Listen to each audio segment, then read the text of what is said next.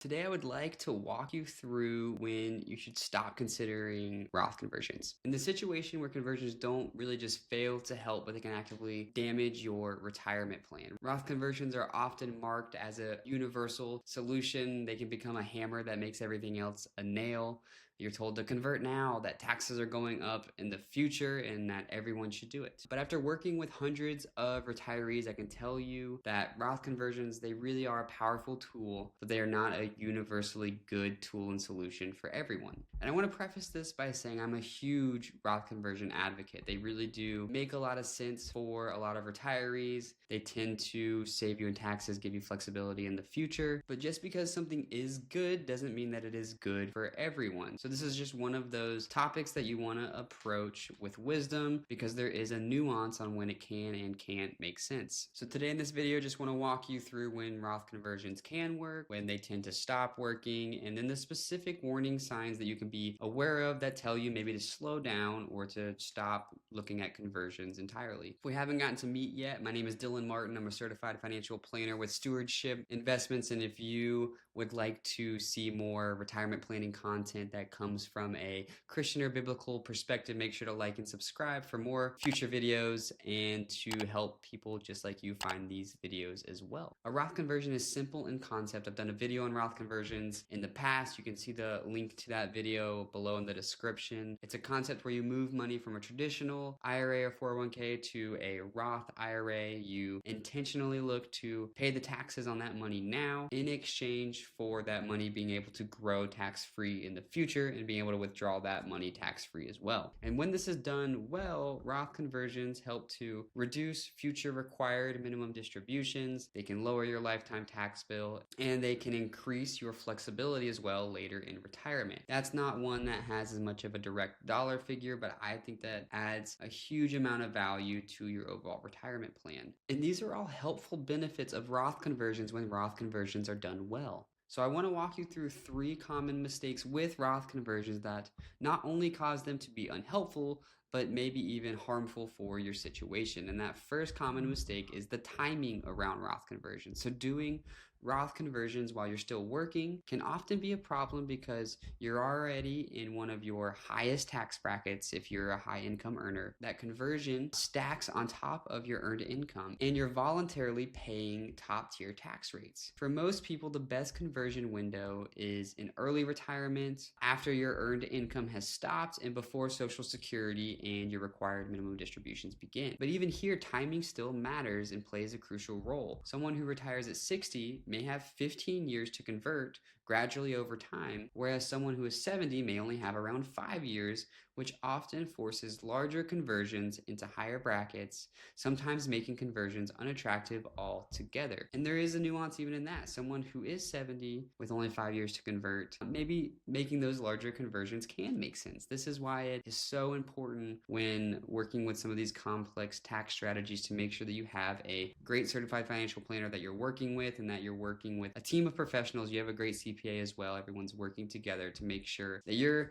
being as efficient and purposeful as possible with your planning. And the second mistake typically is around the amount that you are looking to convert. There are 2 ways that this tends to go wrong: converting too much, which unnecessarily pushes you into higher tax brackets, or converting too little, which leaves you exposed to larger required minimum distributions down the road. Like most things in life, there's typically a balance and a sweet spot somewhere in the middle. So the goal is trying to find that middle ground for you in your situation. And the goal is not necessarily to convert everything. The goal is just to fill up tax brackets intentionally, give you more flexibility down the road, be as tax efficient as you can be.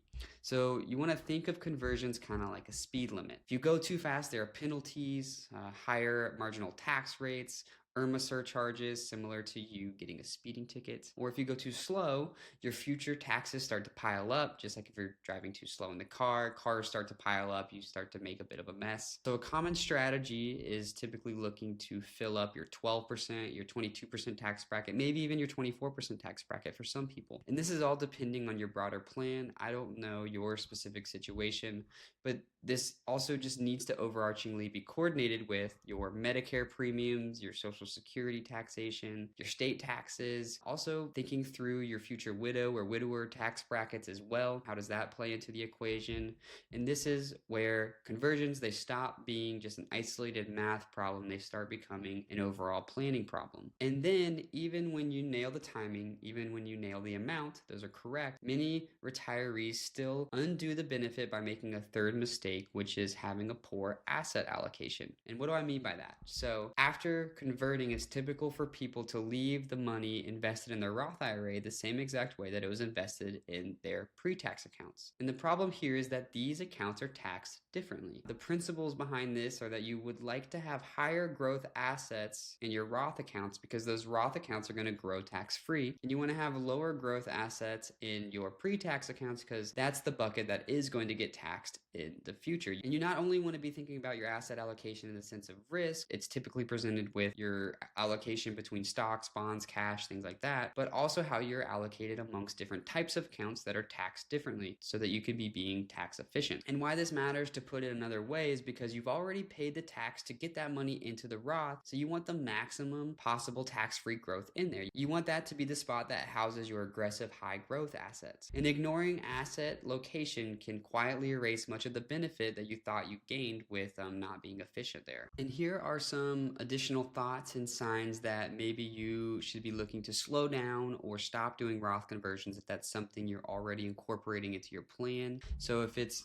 likely that your future tax rate will be lower than your current tax rate, maybe doing Roth conversions doesn't necessarily make sense. You don't want to be paying higher taxes now than they will be later. Also, if the 𝗵𝗲 surcharges and ACA penalties outweigh the benefit of doing those Roth conversions, so if driving up your income causes your 𝗵𝗲 surcharges to go up or your healthcare premiums through ACA to go up as well, and that outweighs the benefit, might not make sense. Also, if charitable giving is a major estate priority down the road, there may be less of a need to realize some of those tax benefits now. And then also, if you are having to do large conversions compressed into a short window of time, it could be the case that you're converting too much, that's driving you to too high of a tax bracket and also eroding some of that benefit there. Roth conversions should, of course, just never be done in isolation. They need to fit inside of a coordinated lifetime tax strategy and financial plan. And like I said at the beginning, I am a huge advocate for Roth conversions. I really do think they make a lot of sense for a lot of situations,